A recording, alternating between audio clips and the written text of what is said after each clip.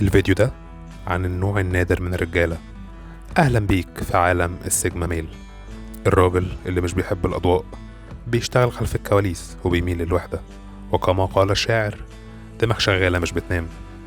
والسيجما مش بيسيطر بفرض سيطرته زي الألفا. السيجما بيحب الناس تاخده قدوة وتمشي وراه، وده عشان الأضواء ما تبقاش عليه قوي، فالأفضل إنه يخلي ناس قليلة تقرب منه وتقلده. والنوع ده من الناس عارف قدراته كويس جدا وعارف نقط ضعفه، ولو عمل خطة وما مشيتش كويس يقدر يعدل فيها. لذلك إنك تكون في منافسة مع سيجما ميل حاجة مش كويسة. قول لي مين يحب يكون في منافسة مع حد غامض وصامت ومستقل وقادر على التحكم في مشاعره؟